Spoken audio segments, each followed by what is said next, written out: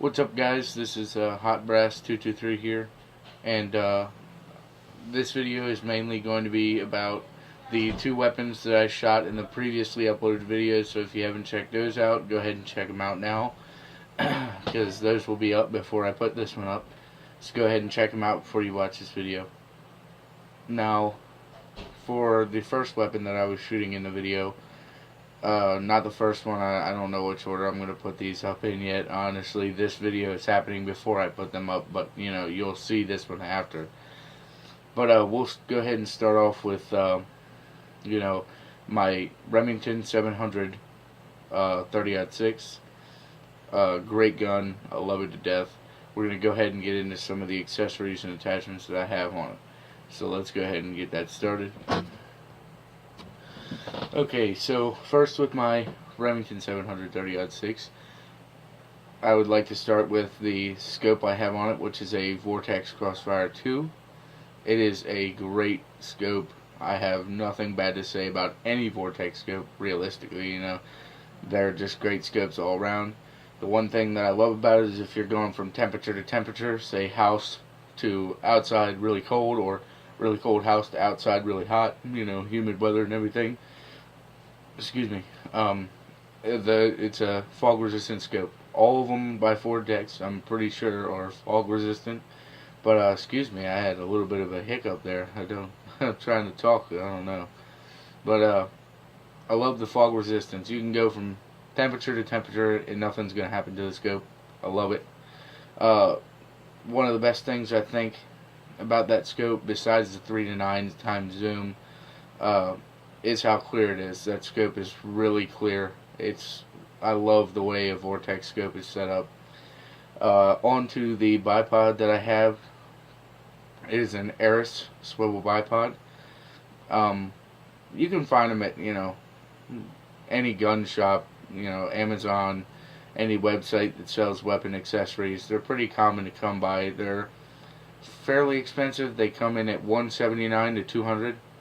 That's not after tax. But I have no complaints on the setup of the swivel bipod, except for one. And this isn't a con towards the swivel bipod. I actually love how it swivels, because it, flows with the way I shoot. I can position it to the way I shoot, from side to side with the swivel. It rocks from side to side. One thing that I've heard that people don't like about a swivel bipod is because it swivels. The first thing that comes to my mind when someone says that is, did you get it to try it, or did you get it just to say that you definitely hated it? Because why would you get a swivel bipod if you know you don't like the gun moving on you? But besides that, the first complaint I ever hear about the Acesories swivel bipod is that it in fact moves. It has a brake, but the brake helps moderately. It's not the best brake in the world. You tighten it so it won't swivel as easy.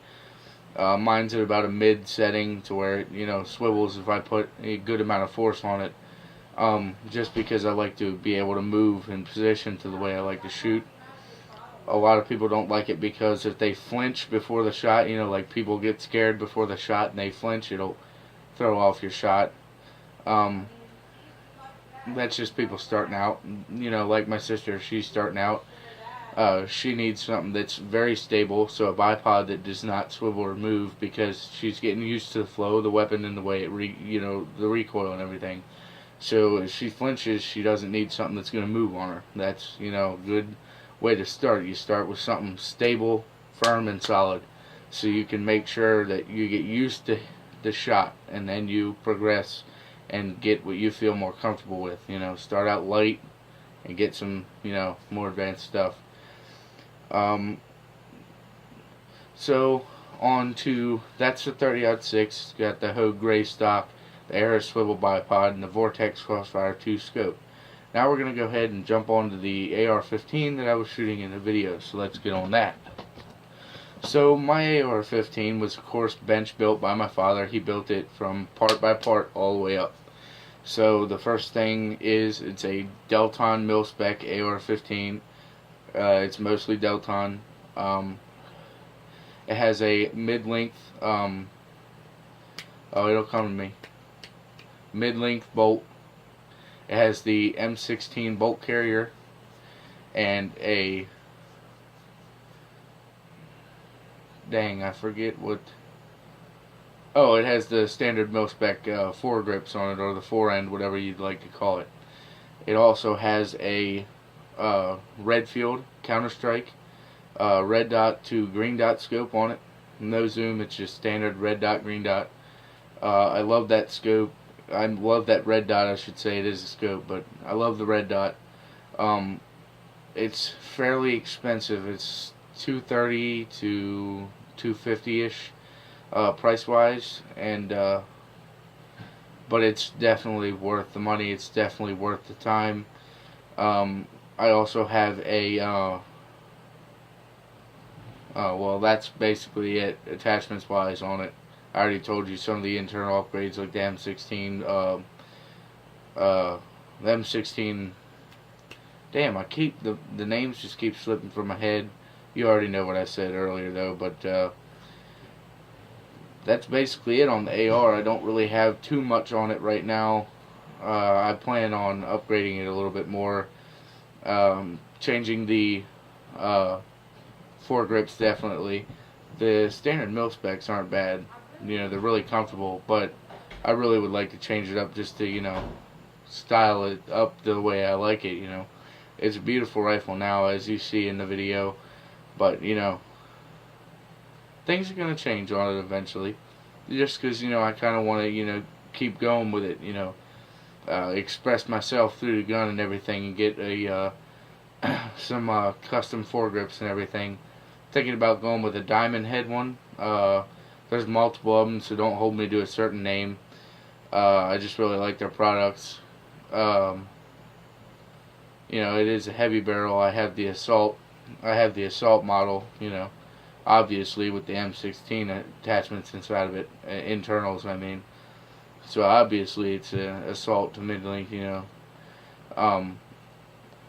But that's about all on both of the rifles that I use, so I guess I'll go ahead and finish up this video. So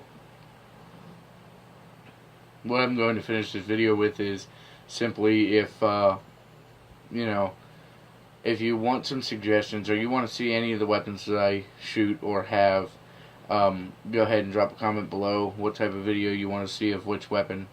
Eventually I'll take a video of every weapon I have. I have 6 rifles, you know, on me, not on me, but you get it, to my name presently.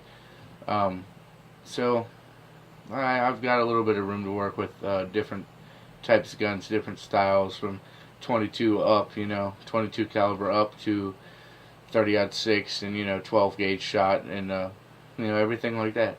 So if there's some sort of video you want to see, or if there's a product you want me to talk about, put a link in the description, tell me where to go to find it, and I'll talk about it. I'll look at some reviews and everything, and I'll tell you about it. Short and sweet, simple, pros, cons, anything. Go ahead and like and subscribe. I have another channel at Dipper Nation. It's also called Dustin Pierce. It's a picture of me holding my AR. You can really tell it's me, so you should be able to find it. But this is Hot Brass signing off, and I will talk to you about another weapon another time. Keep it safe, shoot right, shoot straight.